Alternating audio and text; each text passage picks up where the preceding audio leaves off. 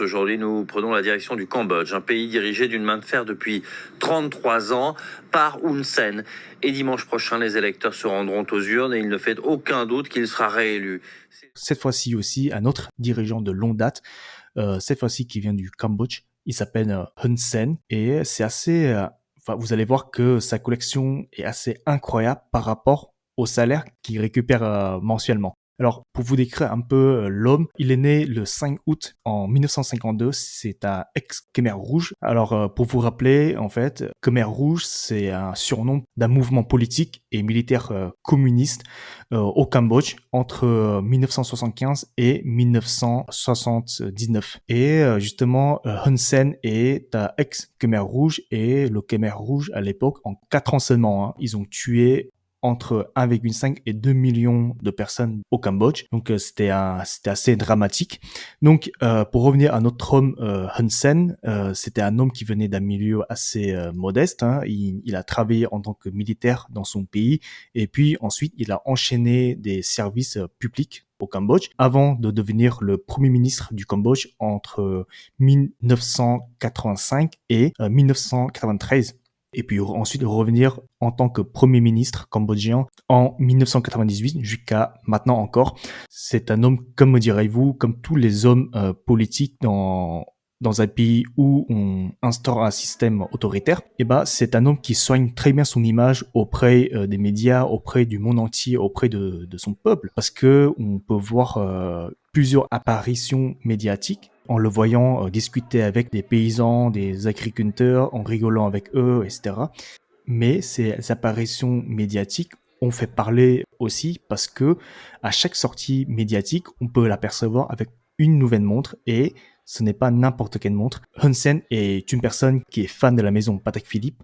Pourtant, il ne reçoit que 2000, je dis que entre guillemets, hein, parce que je pense que 2500 dollars par mois pour le Cambodge, c'est assez élevé, même à son niveau. Et à chaque fois, on peut l'apercevoir avec une Patek Philippe Sky Moon tourbillon avec une lunette en or blanc gravée à la main, cadran bleu qui donne l'heure, le mois, le jour et aussi la phase lunaire. Et cette montre aujourd'hui est estimée à 1,2 million de dollars et en enchère, la montre peut aller jusqu'à 3 millions de dollars.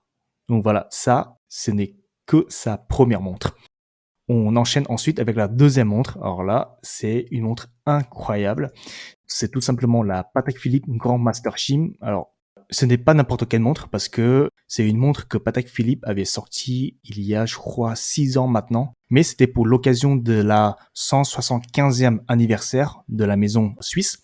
Et on estime que il n'existe qu'une dixième de ce modèle en fait sur le marché actuellement. Elle est très convoitée et la valeur est estimée à 2,5 millions de dollars. Et pour vous faire visualiser un peu le modèle, c'est une montre qui a une double face. Quand vous tournez la montre, c'est carrément une autre montre. Voilà. Alors, je vous conseille justement aller sur YouTube et taper Patek Philippe Grand Master Chim et vous allez voir une vidéo publiée par Patek Philippe et vous allez voir l'assemblage de cette montre et les processus de fabrication, c'est assez impressionnant et on estime qu'il faut plus de 10 000 heures pour assembler cette montre. Donc ça, c'est la deuxième Patek Philippe de ce monsieur Hun Sen. C'est la Patek Philippe Grand Master Chim, la plus grande complication de la maison Patek Philippe.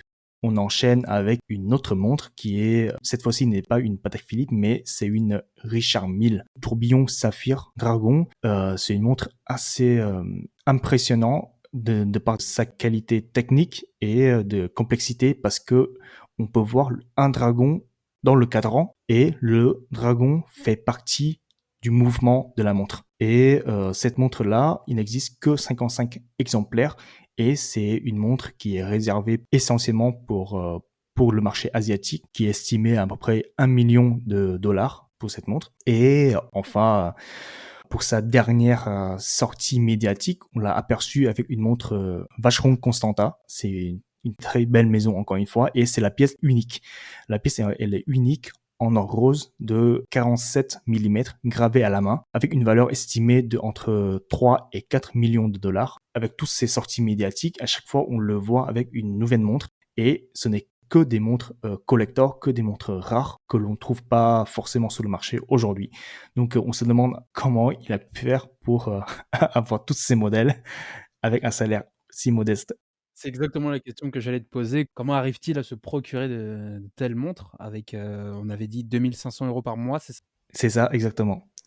C'est, on ne sait pas. Bon, après, voilà, on a des doutes, on a des théories, parce que je pense que très peu de gens le savent, mais la Chine fait beaucoup d'investissements en Asie du Sud-Est. Ils investissent beaucoup d'argent au Cambodge, au Laos. Donc, on imagine que des fois, il y a de l'argent qui passe. Sûrement des cadeaux. Voilà, exactement. Mmh. Voilà. Si vous désirez en savoir plus, vous pouvez retrouver l'intégralité du podcast sur Apple Podcast et Spotify. Vous pouvez également vous abonner à cette chaîne pour vous tenir au courant des prochains sujets. N'hésitez pas non plus à faire un tour sur notre page Instagram, Le Chronographe, où nous publions régulièrement les modèles dont nous parlons dans l'émission. Tous nos liens sont en description. On vous dit à très bientôt dans le prochain épisode.